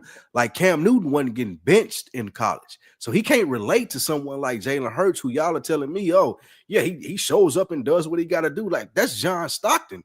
John Stockton can't go talk to Penny Hardaway and be like, oh, yeah, we're the same caliber of point guards, regardless of the amount of assists or whatever it is he got. Penny go still look at him and be like, bro, you can't do what I do. And I think that's how Cam is looking at Jalen Hurts. Well, can I interject here? I think I want to read what Cam said. So I think that's important because he did explain why. And this is the transcript. I pulled this directly from the video. So, and I think his co-host accused him of hating on Jalen Hurts. And, he said he was going to ask him about it. He said, it's not that. It's like, when I'm looking at this list, your team needs you. You know what I'm saying? It's hard for me to grade Jalen Hurts with the metrics that with the talent that he has around. But I was asking you that too. It's like, it's tough because you don't really get to see everything. You're not. And I told him that it's like, bro, Jalen Hurts is a great quarterback. But basically, where is it? Is a great quarterback. And he went on to talk about like all of the talent that he has around him. He said, do not get it twisted. We're talking about what they bring to the table, right? Holistically, it's hard to judge Jalen Hurts, what Jalen Hurts can do when you throw into a guy like A.J. Brown, Devontae Smith. And then he mentioned the dominant defense. And then he talked about the tight end. So in his mind, Jalen Hurts, the reason why he was left off is because he has everything he needs. And that is why he's winning these games. That's what he's saying. Doesn't Joe Burrow have everything he needs? He does not. What is he missing? He didn't have the defense. So why are you asking questions that my thing is, it's funny how doesn't Jared Goff have everything he needs? It's funny to me how certain people bring up Jalen has took more heat than Jared Goff has. Nobody's even mentioned the fact that he lost to a wild card team that most people felt shouldn't even been there. Ain't nobody talked bad about Jared Goff yet. I ain't heard nobody mention nothing about him. He's flown under the radar this whole time. That's what people should be looking at. That's the problem, bro. The problem is, if I'm Jalen Hurts, I shouldn't even be in the same conversation. Why Jared Goff? The reason why I brought him up is because the same conversation. Jared Goff. I switched it. Jared Goff. Yeah, to me, Jared Goff isn't. No one has any. We treat Jared Goff like Baker Mayfield. He's a rich man's Baker Mayfield in my mind. In fact, right. But if he's in your top, it's like he's there, but he's not there to be bragged about. But like, if I'm Jalen Hurts, I don't want to be compared to Jared Goff. No. If he's in your top 6, why was he in your top 6 then? If he's failed as miserably as he has, why is he top 6 quarterback to most people? I don't get that. I don't think he's top 6. I think he's top 10. But like bottom He's top 10. bottom five. I don't think he's like Hurts 9. is Trankman. I agree with that. He probably Jaylen number Hurts is 8 Trankman. on my list. I don't agree with the list. Cam having Patrick at 3 is what invalidates this list to me. I don't even give a damn about the Jalen Hurts thing is one thing, but to say Patrick Mahomes for what he's done is insane. Especially when you beat him. But was his list a lifetime award or was it this past season? It's what he or the values upcoming up season. Is what he values right now. Oh, okay. Because that makes a difference. Because when you look at where they are presently, then I don't have as much of a problem with much of it. I don't really matter, I don't see how anybody is on the same level as Patrick Mahomes. Like they're in my opinion, there are only 3 tiers of quarterback in the NFL. It's Patrick Mahomes, then it's Josh Allen, Lamar Jackson, and Joe Burrow, and then it's everybody else. That's it. Yeah. Those are the quarterback teams. And everybody know I love Jalen Hurts. And the reason why, and I'm gonna make this clear, the reason why I take up for him and the reason why I put him so high on my list, and I do have him, you can say 4th or 5th for me. It don't really matter to me. But the reason why I have him so high is because I understand that in sports there are intangibles that matter. And it's not just the talent you want talent on the field. Who doesn't have talent on the field? Like you, that's the point. But at the same time, it's how you galvanize those players. It's how you get everything organized. It's who's the leader on the field. It's not a question who the Philadelphia Eagles leader is. And it's not a question when it's time to be made a play that he's going to step up and make a play. That's why you give him his credit. You give him his credit where it's due. He going to make a play when he needs to make a play, right? And this man also, everybody talks about the system stuff. I know y'all seen it because I was thinking the other day the same thing. He's had 6 coordinators. Oh my God! Nobody messed that up, man. Move on. Come on, man. Balling. Get that man his credit. Stop it, bro. You do all this rah Navy, Army shit, man. We don't give a like. He is who he is. Yeah. All right. Well, yeah. That's Cam. When are we doing our list? Do we got that schedule yet? If not, it's fine. Not yet. We got to come. It probably we probably start next week. Honestly. All right, cool. I want to say where we should start. I mean, we could probably start with. But no, we don't have to make an announcement tonight. I was just asking. I do want to ask. Do y'all care about tight end positions? Yeah. Well, it depends. Like you asking. We can't lump them in with pass catchers, bro, because like there's not going to be a tight end there. So I think they need their own list. But there's only 2 of them. We should only do a top 5. We shouldn't do a top 10. We only doing top 5s for outside of quarterbacks. 7. I thought okay. FIFO. I thought we did top 10 wide receivers. We need to make it. We need to cut it down. 5. Let's cut it down. Let's make it challenging. Top 5. Ain't no point in doing a 7. Who gives a fuck about 6? Let's make it challenging. FIFO 5. Give me 5. Outside of quarterbacks will do 10. But FIFO, speaking of top 5, Trey Lance will be starting tomorrow night for the Chargers. Thursday night. So your guy get to start. Yeah, man. You talk about 4 years ago, bro. Can't sweep that shit out here and go to the next topic, man. I give a shit about Trey Lance starting. All right, man. This offseason, we've heard a lot of chatter and rumors that LeBron James is unhappy with his role and the direction the Los Angeles Lakers have taken over the last couple of seasons. With him picking up his $42.6 million player option with the Lakers, it's hard to imagine him finishing out this upcoming season anywhere but LA. However, next summer could be a different story. Is it wise for LeBron to want to leave the Lakers if they do not compete for a title this season? And where should he go if he decides to leave LA? Man, look, if they don't compete for a title this year, he definitely out of there. He's definitely out of there. He's taking Bronny with him. I'm just throwing that out there. He can't. Oh my God. Everybody is expecting Bronny to be gone. Don't threaten me with a good time. Exactly. Bronny gonna be at the doorstep before he is. That being said, where he goes next, I don't know if he does it for nostalgia purposes. I don't think he goes back to Cleveland. I don't think he ever really. I think he went there the second time just because he made a promise and he knew he was that good that he can get them over the hump. Outside of that, I don't know if he goes back to Cleveland. I know everybody has seen him on the yacht with Maverick and also Joker's agent. I do agree with Chris Broussard. I don't think that's smoke. I think that's more so LeBron's international interest in starting a league out there and doing all of that type of stuff. But I don't know where he goes, but I think wherever he goes, he said earlier, right? Like he wants to compete for a championship.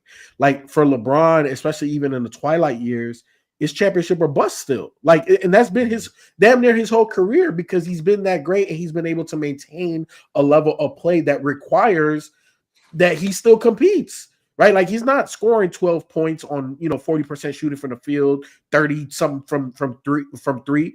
Like he's still a 25, 8-8 or 25, 7-7 guy, damn near shooting 50%. Bro, do you know at age 40 going on 41, this man made 100% of his dunks?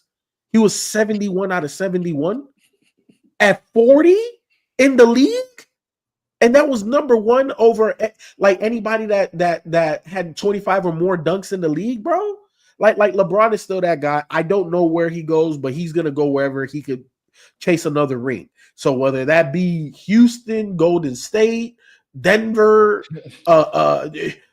everybody that is in contention, it's an option for LeBron. Hey, bro, I don't know. Yeah. Dunk stat. Yeah, I'm about to say I don't know what kind of I'm sitting on the toilet stat you just pulled out your ass, but nigga, who gives a fuck about any of that? I agree that it's crazy to see him do the things he does at his age, but not because of the no. Listen. Look, I threw that in there like a cherry on top, bro. We already know what the rest of everything that he does and why he's still competing. You know what I'm saying? At a very high level. But the fact that he's still even like he's efficient at that still at 40, it makes no sense. All right. Yeah. Retire, bro. Okay, no. That's not it. Why? He can't retire yet, can he? Just let it go. Like why? But $52 million. No, after this. But why? Here's the thing though. So does he not think that the Lakers with Luka can win a title? No. That's the question. Are we not Luka can't carry a team to a title and win it, not get there? Because no, we've seen that. Has he done it? Well, he ain't won it. But he hasn't done it. I think that's really the most interesting thing to me is that he's willing to leave the Lakers, and he shows to me he doesn't believe in Luka like that. Well, look, like I said earlier, if skinny Luka, look, we seen Luka be a dominant player at a heavier weight, right? And again, he's not a defensive guy, so the weight's not going to help that side of the ball. But just having gas in the tank down the stretch and clutch moments to still do what you've been doing for the other 3 quarters, that's what we need from Luka. So if he is that guy, Ken, then I think it is in Bron's best interest to stay, take, obviously a humongous pay cut. If DeAndre Ayton, because DeAndre Ayton's playing for his career essentially right now. Hey, Shelton, you got a shade room Shelton story for him too. I saw some stuff going around. Oh yeah, I saw that too. But now we're not talking about that. We're not talking about that. We're just talking about the narrative that surrounds DeAndre Ayton, and you could go on YouTube now and look at compilations where he's not battling for rebounds, he's not making the extra effort defensively. So there's a narrative, and even especially in Portland, so there's a narrative around him where it's like, bro, if you don't ball out this season and are a key contributor to what the Lakers are trying to do, you're going to be out the league, or you're going to be a minimum player. So if DeAndre Ayton realizes his potential, if skinny Luka does what he's supposed to do, then Bron does have incentive to come back. But you posing it like, can Luka hasn't done shit. Okay. Yeah, I think Bron is getting ready for his exit. I don't know where he's gonna go. It'll be interesting if he do go back to Cleveland or Miami. I don't know if he'll be able to build that. He's not going back to Miami. He's not going to Miami. Maybe not. But I don't know. Again, outside of that, those are the only few places I can see him going that will welcome him with open arms. Maybe not Pat New York, Riley, but Hey, listen, FIFO, if Bron comes to the Knicks and they win a title, hey, he the GOAT. Hey, look, I'm gonna say he the GOAT, bro. They gonna build him a statue. I'm gonna be right there with him, paving the statue. Where MSG is. That'd be crazy, but I don't think New York is too much pressure. Hey, I ain't even think of that, but it is a lot of pressure. But I was thinking back to Cleveland. Like that's the easiest play. Like whatever y'all can do to get me to Cleveland, where Cleveland ain't got to give up a lot. They already got a contending team. I can play with them, maybe get a second title in Cleveland. That give me GOAT status, just like what Nick said. Or if I could go to New York and be one of those forwards that the Knicks need, and Bron is still the star, and Karl Anthony Towns is still doing whatever he need to do, and I can add to them winning the championship and bring a chip back to New York. Yeah, that's going to solidify him as far as GOAT status. So I'm going Cleveland or New York if I'm leaving, but I don't know how he get out of LA though. Even though he might want to, I don't think they're going to be willing to do it. Hey, Ken, I think Donovan Mitchell and LeBron is better than Luka and LeBron, if you ask me. In the East it is. I think you could win in the East with Donovan and LeBron. And this is me as a Knicks fan. You know what I'm saying? What if he went to the Knicks and you got Bron and LeBron? Oh yeah, that's two chops. That's two titles. He matching Jordan with that. He matching Jordan with that. It's one title. It's one title. They can win one. Bron. Hey, for a year. For 2 years. For 2 years. You know LeBron do it 1+1.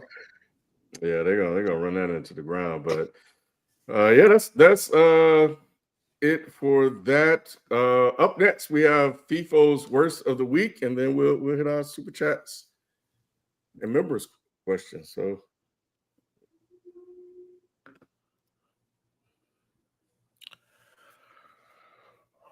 all right. Worst performance of the week. We talked about it, which is why I didn't really talk much about it during the segment. But Jerry Old Man Jones, you know, everybody claims that he's a shrewd negotiator. Well, where is that when it comes to these contracts? When he's able to take advantage of paying somebody less versus paying somebody way the hell more.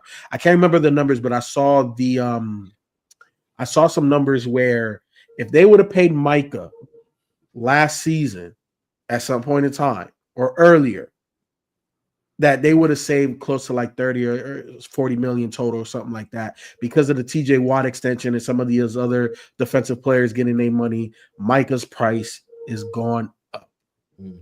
Spike, I feel bad for you because when I look across the way in the NFC East and I see the juggernaut that's called the Philadelphia Eagles, and they're able to not only draft, but retain players, and not only retain players, acquire players that are way better than what's on your roster.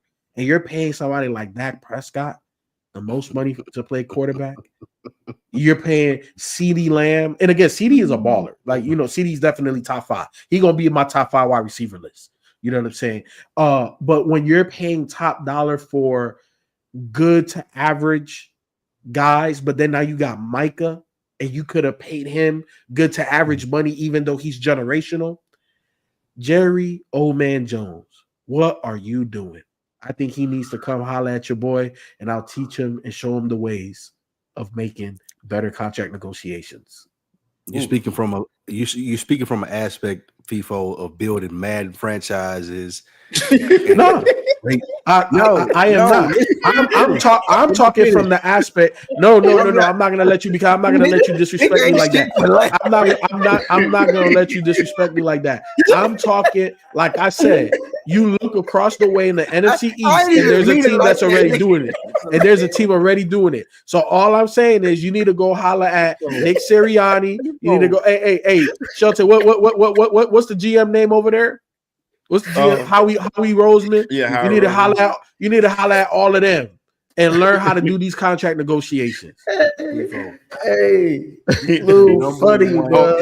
Hey, Lou, this is the number one as far as money franchise in any sports league. in America. Lou, He's happy birthday, doing Dak. this. He's doing. I don't care about Dak. His 32nd birthday. But what I'm saying, he's doing this because he knows this generates talk.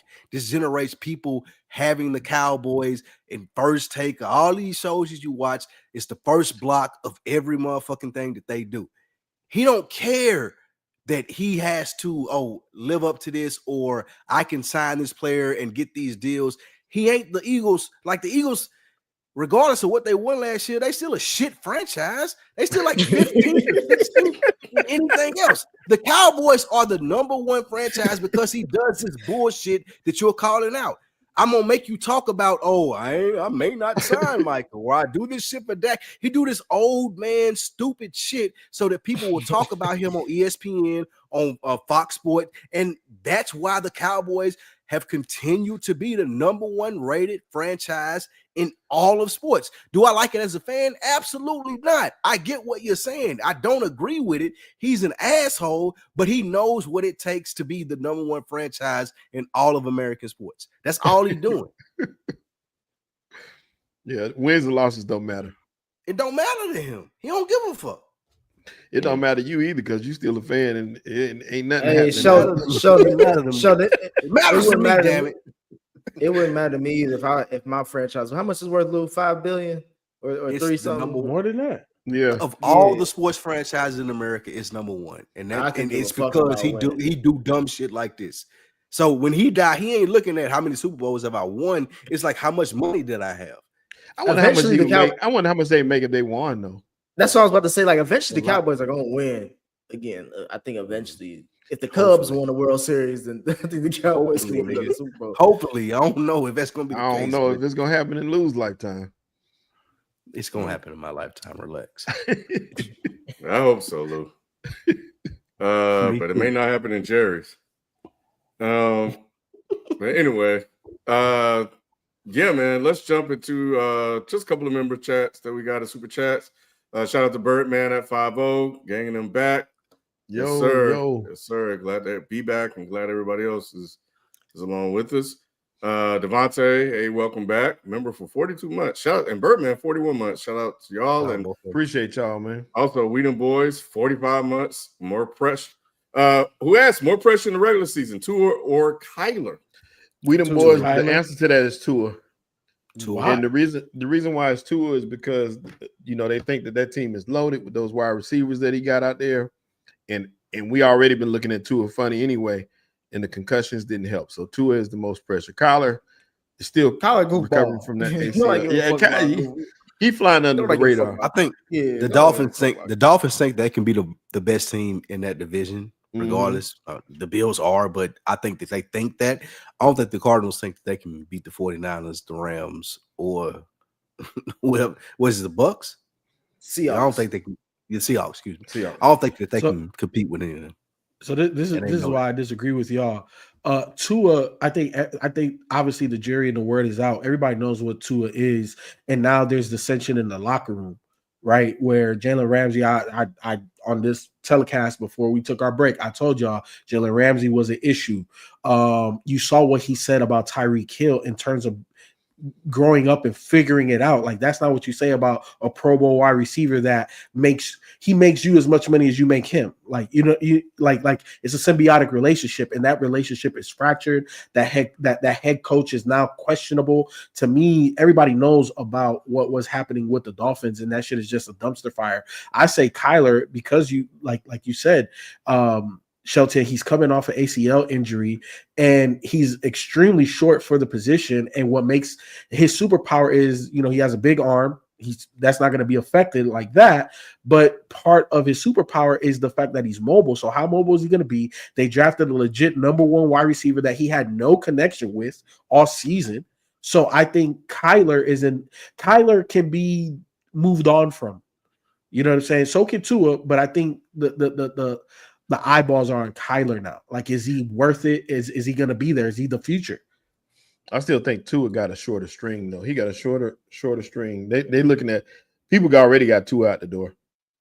So it's kind of like it's going to be tough for him. He's going to have to win and win big. I put it to you like this. Mike McDaniel will get fired before Tua does and then they'll replace Tua with a new head coach once that guy gets there. But we only know that's the only reason why they would go that way of doing it is because they gave him all that money, which was insane to begin with.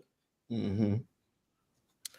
Tweets open doors. A better question would be, and this was during the top 10 QB conversation. How are their 10 guys better than Hurts when they have good rosters too, yet don't win when it matters? There's a difference between good to great. Yeah, That's all I would say. no one has a roster like the Eagles. And that's pretty good. I like that. Howie's the man. Would you say he's the greatest GM ever, Lou? No, I say he's a fraud and he's cheap, and I can't wait to find out what the fuck it was. He ain't better. He ain't better than he ain't.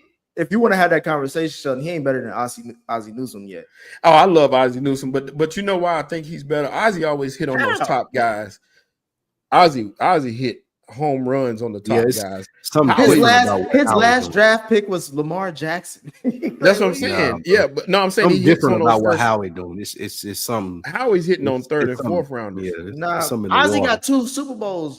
Sheldon, what are you talking about? No, I'm not. No, Nick, don't think I'm not down in. You just said you just said Howie better. You said Howie's better, and there's no reason. There's no. No. I said that Ozzie hits on his top guys, and he does.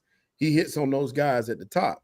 Howie's third and fourth rounders are ridiculous, and that's crazy to draft that low. But your whole get point, that talent. Your whole point is wins and losses. Yeah, you're gonna say the guy who won less and everything. Howie got 2 Super Bowls too, Nick.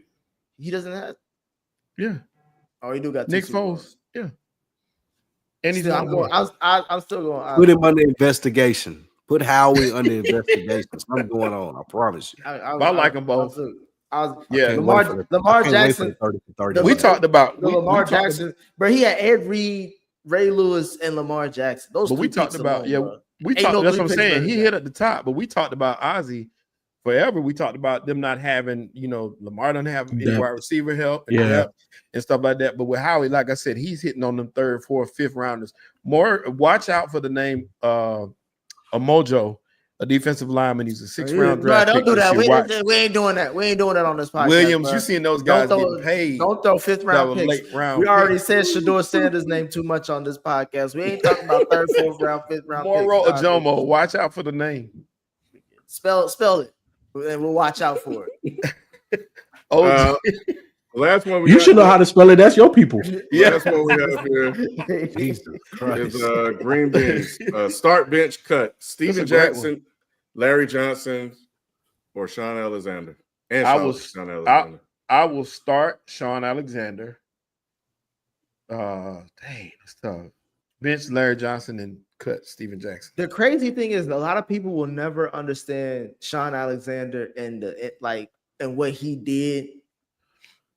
Because he's a name that people recognize, but I don't think people remember what he was. Right. And he came at a time when this was really, there was a lot of great running backs in that motherfucker too. But I am going to cut Larry Johnson, start Steven Jackson, and bench Sean Alexander. What? I'm 100% with you, Nick. 100% with you. Steven Jackson, bro? With the draft? Sean Alexander had the greatest career though out of all of them, didn't he? Steven Jackson was a bull in the china shop, bro. 100%. He did not want to deal with him. Y'all got Larry Johnson messed up though. They do got Larry Johnson was a baller. Larry Johnson's a baller, but he's not better than Sean Alexander. And here's the thing: I'm more so taking this like a season. We're not talking a career. I'm saying for this season, I'm taking Steven Jackson. I was looking at in that context. I'm starting Sean Alexander, benching Steven Jackson, and cutting Larry Johnson. I just look at Steven Jackson's career, especially in the end, it wasn't as good as the other two. He was the face of the St. Louis Rams for a minute. Steven Jackson was so good, but Larry Johnson was a beast too, though. Larry Johnson was Kansas City. Yeah, but because it was Larry Johnson and Priest Holmes. He wasn't as high as Steven Jackson. Sean Alexander won the MVP. Yeah, he had 40. But that's what I'm saying. People don't talk about Sean Alexander like that when we talk about and they should MVP. Even just MVP. He had an LT season the year they went to the Super Bowl. He was he had 1,880 yards and 27 touchdowns that MVP season. That's crazy. 27 touchdowns is nuts. And I didn't realize Steven Jackson played longer. That's crazy. Yeah, Steven Jackson played until they told us that nigga. Did he play with? He played with Atlanta, right? It's good. Yep. Yeah, he did. He played for Yeah, the last he couple played of years. everybody. He didn't play with everybody. They were like, we were good, okay. bro. You can cut your hair. It's cool. We don't. We're good. Who'd you have, Ken? Did you say? I have not. Damn,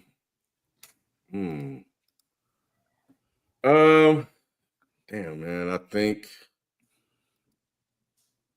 Yeah, Larry Johnson. As much as I love Larry Johnson, when he was good, I think he would be cut.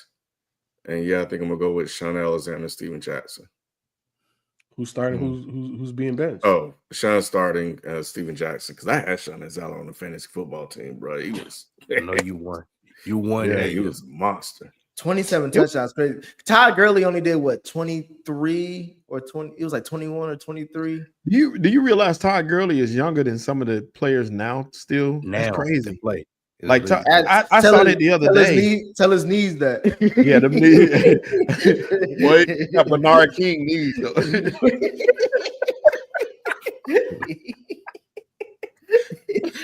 Boy, he got that the Grim Reaper kneecap, boy. Boy, hey, the Falcons were always a day late, dollar short. They got them running backs after their prime all the time, didn't he? And he was a Georgia boy too. They was ready to bring him home. Yeah. Man, Todd Gurley was that guy in college. I remember watching those teams. They had Georgia was stacked from the running back position all those years. That's when they were getting those running backs back to back to back to back. And all of them was good. I don't care who came through there. They was all good.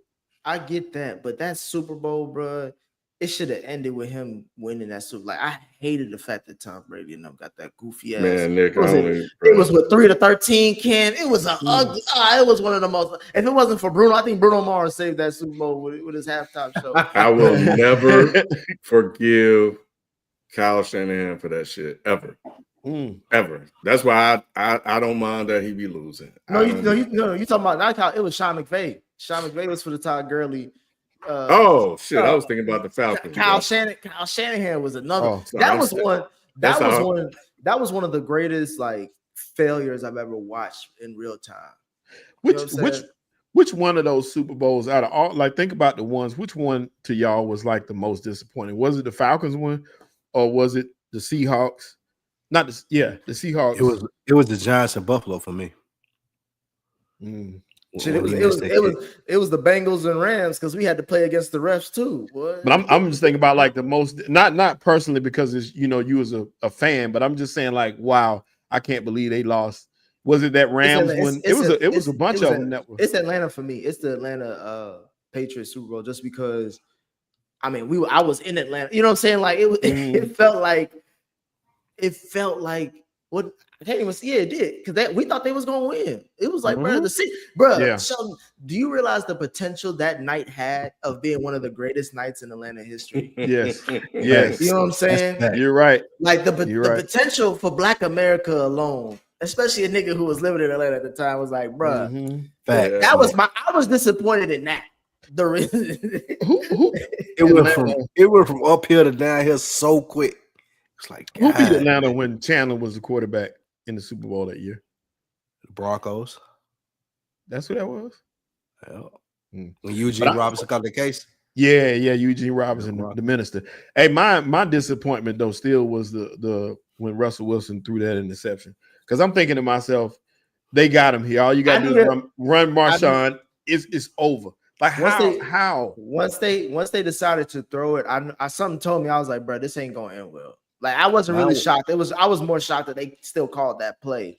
But to me, mine was the Titans and the Rams. The Titans and the Rams. Yeah, that hurt me too. I wanted Steve McNair. It was about to go crazy in the city, and they hit us with the he didn't make it. So yeah, that was mine. The Rams versus Titans. Yeah, I wanted Steve McNair to win so bad. Boy, the happiest it happened twice for me, Sheldon. It was the Giants Patriots Super Bowl, bro. Eli stole a heart of Tom Brady twice, bro. That shit was beautiful. And that second Super Bowl, he was dotting niggas, bro. He has some of the great. Eli Manning has had some of the greatest touchdown passes of all time, or even throws of all time, bro. And that was some play. He had some of the best playoff runs in history, bro. That second Super Bowl run, I could argue is like his Dirk's Mavericks run. Like, if you look at the quarterbacks that he faced and beat in that run, and he was throwing it up. He wasn't just bullshitting. Yeah. I was hurt that because I honestly wanted New England to go undefeated. And the only reason I did was because I hated the Dolphins. And I hated seeing them celebrate every year. I wanted somebody else to do it so it wouldn't mean as much. My hatred for Brady manifested it in Eli Manning that day. Has it been any bad Super Bowls? Like, that was just trash to watch. I can't remember one. Yeah, just this year. Oh well, yeah. aside from this year, Patty has been a part of 2 Super Bowls that I could give a fuck about ever rewatching. Oh yeah. The one against the Bucks. That was Seahawks and Broncos. Yeah. When Peyton was No, I slightly disagree because that Seattle Seahawks defense, bro, they set the tone early on, bro. When Cam Chancellor, when he smacked, you're a fair weather. Wait, hold on, I'm gonna get to it. If you're a fair weather fan, I agree with you, Spike. But if you're a fan of football, no, that was a good Super Bowl. That first play with that big ass wide receiver, who what's his name? The one that nobody liked. I thought it was the other one. But yeah, when Demaryius Thomas came across that middle and Cam Chancellor set the tone for that Super Bowl, bro. Yeah. I was like, oh shit, all of them dudes are scared on that sideline. It was everybody but the offense that you cared about. Even special teams, when they ran back that touchdown, it was like niggas was hype, bro. And it was the first Super Bowl outside of New York, 50-degree weather. Like, it was like, bro. Because here's the thing. I'm gonna go back to the Demaryius Thomas Cam Chancellor thing. Demaryius was a big motherfucker, bro. Demaryius was like 6'3", 220. Yeah, he was like 6'4". He was a big diesel wide. He looked like a tight end out there. Yeah. And when Cam Chancellor smacked him, you could tell all of the ego, all of the we gotta. It's like, oh shit. Yeah. and that was when Peyton, we ain't never seen Peyton that hot before. And I think Denver in a career, that nigga was throwing 50 touchdowns in that season. That nigga had, bro. He brought back Wes Welker, I think. He could hardly even move that year. That was what was crazy about it. That's when he was crippled. Yep. After that, that neck surgery he had. He was through, and made it through that. That was remarkable. Yeah, he ain't want to get hit either though. But as far as the most heroic performance, it still go to T.O. for me to play with it with 100% with that leg broke like that and to play and to come out there and play the way he did and show up the way T.O. did. He does not get enough credit. He did all that for nothing because he ain't gonna nothing. It's gonna take him about a Pete Rose lifetime type of shit for him to get into the Hall of Fame. they wrong for that. They gonna do it. They gonna do it the day after he died. They gonna put him in the Hall of Fame. They doing him dirty. Yeah. Yeah. All right. Well, that's gonna do it for us, man. We'll catch you guys next week. We out. Peace. Peace. Peace.